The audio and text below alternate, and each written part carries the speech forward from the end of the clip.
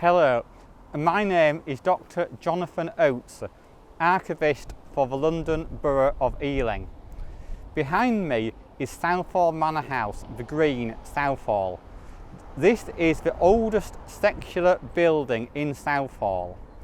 It dates from the end of the 16th century when it was built for Richard Oates. The Oates were the lords of the manor of Southall from the 16th century to the beginning of the 19th century. In 1821, the house was purchased by William Welch, and later in the century it was owned by Mr. and Mrs. Thomas, who were wealthy sewing machine manufacturers.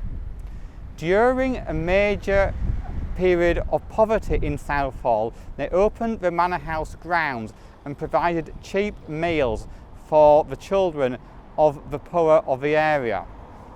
In the 1890s, the building was purchased by Dr. John Mummery, who was a famous surgeon at the time.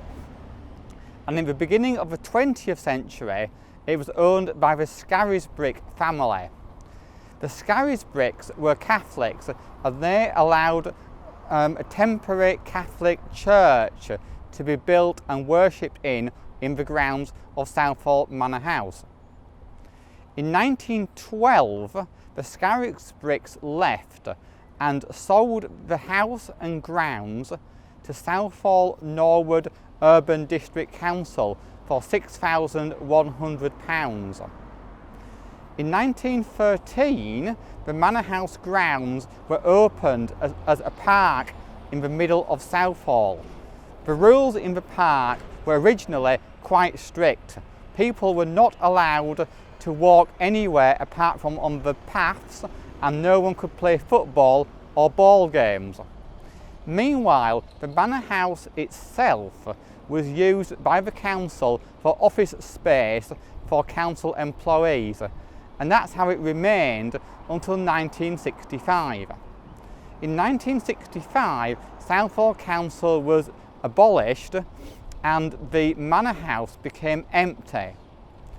There were many concerns about what would happen to the Manor House now that no one had a use for it, and it was feared that this historic building might be demolished.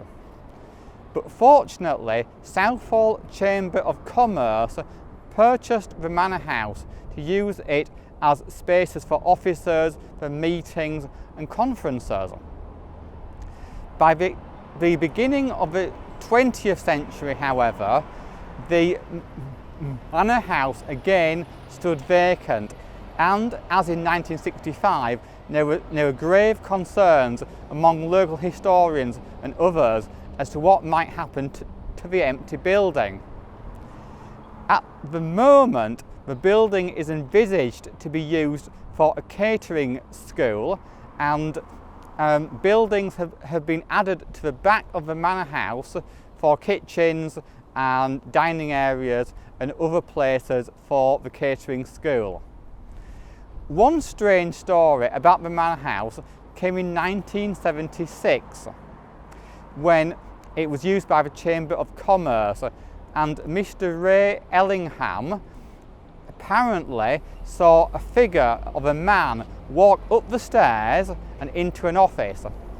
The office in which the person walked into had only one exit, and Mr. Ellingham was very surprised when he entered the office and discovered no one was in there at all. He talked to other people, and some of them said that they had heard ghostly footsteps in the Manor House in the past, although other people said it was not haunted at all. One mystery would be, who was the ghost?